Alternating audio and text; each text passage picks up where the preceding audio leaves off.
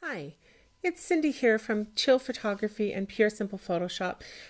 Today I'm just going to do a fairly quick tutorial in Lightroom regarding how to get rid of noise in an image. And then at the end of the video, I'm going to show you a way that you can make your editing so much easier by setting it to do this correction on every image you ever put into Lightroom ever.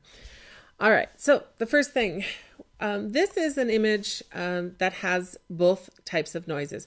So the first thing I want to talk about is noise. There are two of them. Most people only think of one thing as a type of noise, but there are actually two types of noise. The two types of noise is luminance noise, sometimes referred to as crunchy noise, and color noise. Now, the difference between the two, this is luminance noise, only luminance noise. You can only see luminance noise here. And you can see luminance noise is black dots. Yeah, I don't know why they call it crunchy. I really don't. But the black dots that you see in images, that's luminance noise. Now, color noise, on the other hand, is the multiple colored dots that you see in images.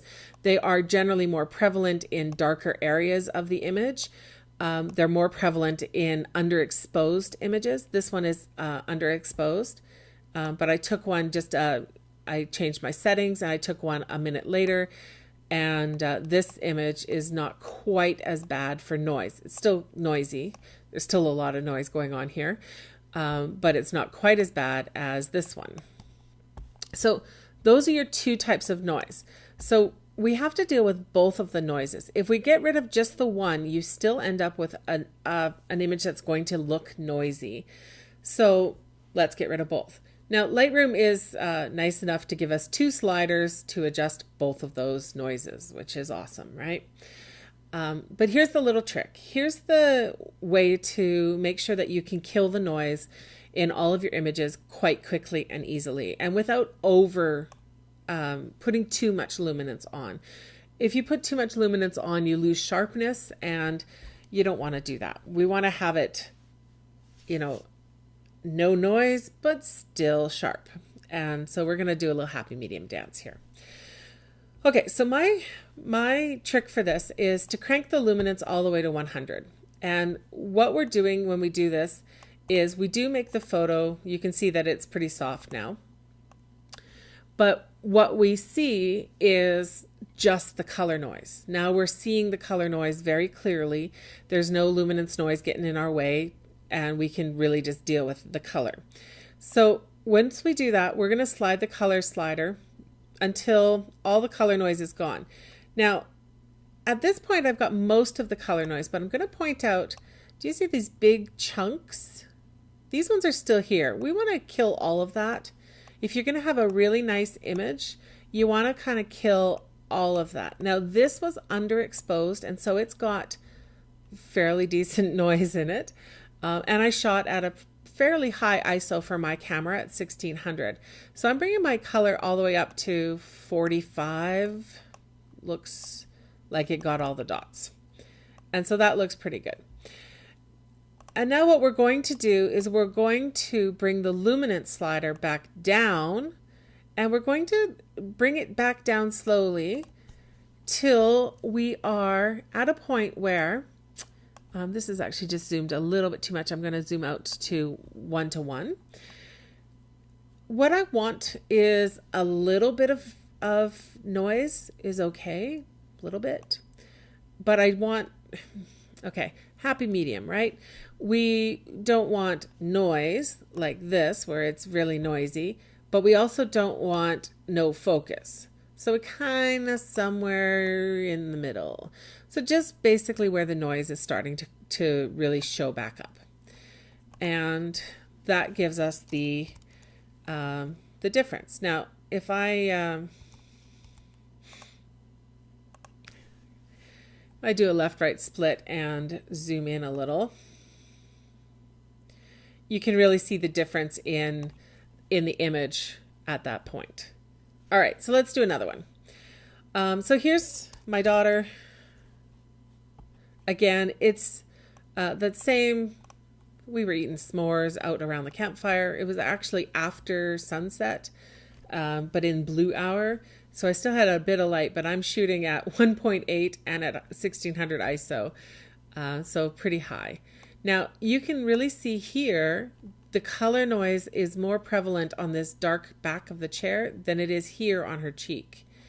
You can actually also see it's more prevalent. You can see it more in the bags of her eyes than you can on the top of her cheeks. So again, we're going to do the same thing. We're going to whack the luminance all the way to 100. We're going to bring the color up. And again, I'm going to bring the color up so that I don't have any random splotches of color. And I'm just going to surf around a little, make sure that I don't have any. Actually looks pretty good. Well, I'm at 60, so yeah. And then I'm going to bring my luminance back down to about there. Looks good. And there we have it.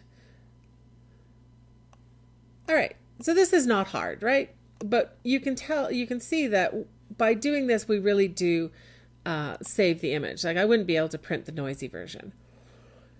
Now the last thing I'd actually do with these images is I'd want to add just a little bit of sharpening. Now the one thing you don't want to do is add sharpening where you've just spent time getting rid of the noise. Because if you see when I add a lot of sharpening, let me just get rid of the before and after. You can see when I add a lot of sharpening, the sharpening basically is another type of noise, right? It's just different.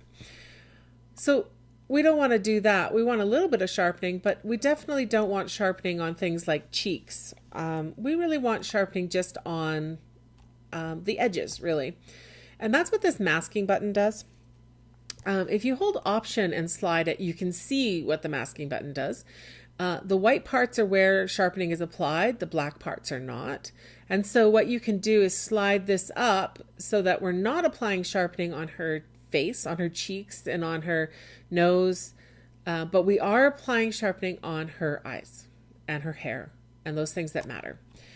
And so what that does is you can see it's applied. If you look really close in there, you can see where it's applied the sharpening, but we don't have extra noise coming back in on the cheeks. So that's a second little trick. Okay, I'm going to mention at this point something that you can do in Lightroom. I think that it makes editing a lot easier. Frankly, with my camera, entry level, I have a D3200 Nikon, and it's entry level enough that pretty much every image that I shoot has some noise in it, some color noise specifically. Some luminance noise as well, but color noise is exceptionally bad. And so what I have done on my edits is here on under detail where the color noise is, I actually, nothing else has been edited on this photo. I'm actually just going to click reset. And you'll notice when I click reset, everything doesn't go back to zeros.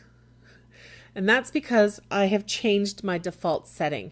If you hold the Option key down on your Mac or the Alt key down on your Windows machine, the reset button changes to be set default. And what you can do is edit the image that you have and make that your default image, default settings for every image that comes in from your camera. Now, in my case, I have done that with adding 25 sharpening and 25 color reduction and nothing else. There is nothing else on here. Everything else is zeros. White balance is as shot and everything else is zeros. The tone curve is blank, split toning is blank, everything else is zeros.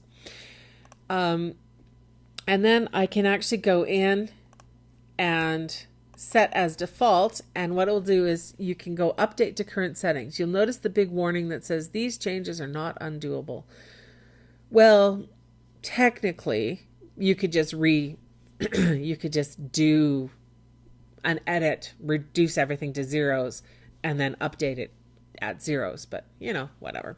There's also the restore default settings right here, which clearly means that they are undoable, but okay, Adobe. Once you click this button, what will happen is that every image that you have in your, every image that comes from your camera, specifically your model camera, will have this applied to it. And what it means is when I hit the reset button, instead of everything going back to zeros, you'll notice if I update the color and then hit reset, it goes back to 25. Now for me, that means that I don't actually have to deal with noise reduction for most images unless it is actually noisy luminance noise, where I might have to come in, or if there's something that is like this one actually still has some color noise showing. When I'm at my default, it was pretty noisy. And so I still actually have, you know, see the splotches? I still actually have color noise showing. So I had to bring it up for that edit to get rid of it. But that was also underexposed at 1600 ISO. And so kind of expect to have to do that. But the default setting actually really does make a world of difference for editing. Now, you could conceivably change your default setting so that you add contrast or anything else that you add to most photos that you edit. I personally don't like doing that. I personally have a preset that I use that has those edits in it, the things that I like on every photo.